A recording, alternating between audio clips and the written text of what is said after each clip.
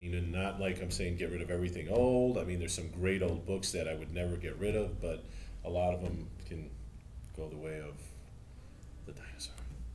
Did that address training at all? It did. And Sean, you had mentioned e-resource training. How do you guys go about training staff, especially with the one desk? So you know, I wish we did it better. That is to say, I wish there were more people doing it. I am basically the main database trainer. We have all our new employees go through fairly organized courses of training. We do a Service Essentials Academy where we talk very basically about, or at least my part of it is to talk very basically about the website and the databases and what kinds of things we have. And then, of course, they also cover all our other circulation and all the policies. Library associates and librarians also attend Reference University, which is, again, a series of classes where I do a class on reference service for adults and reference for children and young adults, where we look specifically at some of the database resources. We also have, as Rich was talking about, these online training videos. I've done several of those that, as part of the Reference University course, is to watch all of these videos. I also then go out to branches, and when we switched to the one desk, I went to several branches and did presentations for the circulation staff because I wanted everyone to be at least somewhat familiar with everything that we have available. And then I get a lot of phone calls as far as, you know, when questions come up that people don't just know the answer, they contact me in the virtual library.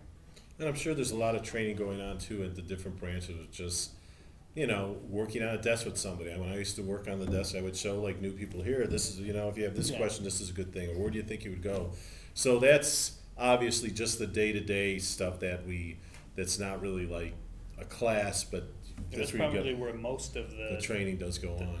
Learning happens is one-on-one, kind of collegial. Right. Rich, you had talked a little bit about kind of that you buy all these different types of media, print. How do you figure out, okay, we need to buy this number of DVDs versus this number of print versus how do you develop those allocations? That's a good question. We just kind of, well, I guess we just look at use patterns, even though, but if we just don't look at use patterns, because if we looked at use patterns, we'd spend all our money on DVDs, since they're the highest circulating item that we have, that and music. And, but we also have an obligation to make sure that there's print material in the library, and we have a certain amount that goes for our bestsellers. It's kind of that's the art part of it. It's the art part of it. In a way, it's something where we have templates about, you know, what we're, you know, like for real popular stuff, or stuff like maybe we only buy 3 or 4 copies of a kind of academic tome or something like that on the early Roman history or something good, because we should have we need depth in our library too. We're not just going to buy bestsellers. We get feedback from the public too that tells us what sort of materials, you know, they want in the library. And also it's our role as professionals to not, I mean, we give the people what they want, and I want to say like give them what they need, but also to have a broad perspective because we serve such a wide range of the community. I mean, you know, we have everywhere from toddlers to seniors, and I look at I guess I looked at the past budgets, and I work with that, and this year our budget was cut. I mean, we were cut by about 15%, and we're still putting a lot of, I should say, chunks of money, I should say, our funds into, a lot of it into print. Print isn't dead yet, and people want books, you know, and people expect the library to have a vast array of books. And even with the DVDs, I buy bestsellers, but also I'll buy stuff like Repairing Your cooler or something like that, or gardening, or you know. So it's, I don't have really a formula. I do have templates that we work with, but and we do look at circulation statistic, like what's going out, but it's not pure circulation. Like I said earlier, then we'd buy just DVDs.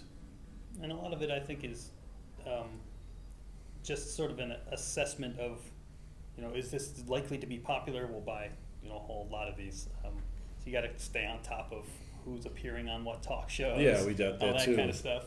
Yeah, and like the new what's it called? Dan Brown is coming out in September. I mean, and we bought a lot of. I mean, that's going to be a huge bestseller, and we're buying a lot of copies of it. But people are still going to have to be on a waiting list because we're not going to just buy thousands of copies of it to meet everybody's need, and not buy any copies of, you know, like some book that might be on NPR or whatever, or request.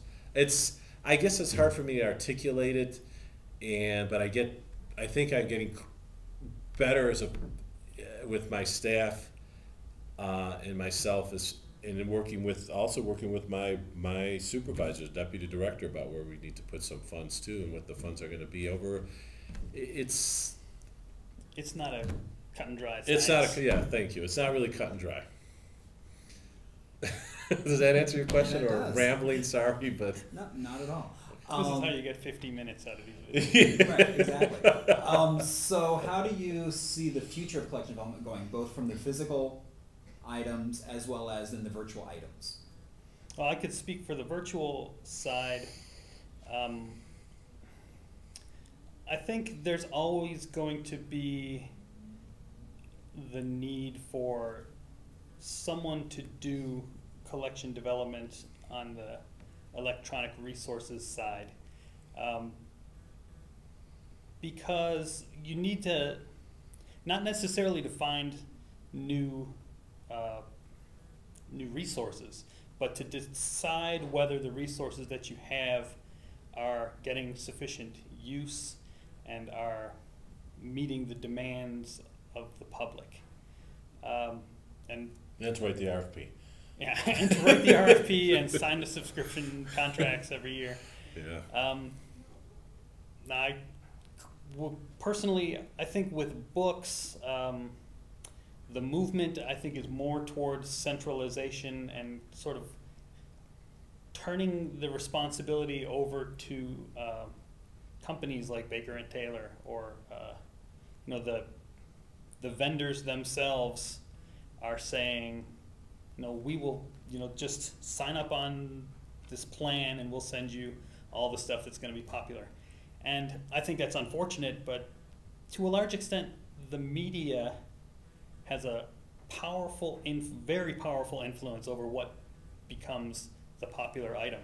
So I think the more that influence is consolidated, the easier it will be for publishers to say, or for vendors to say, we can tell you what's going to be popular at your library because we're going to make it popular.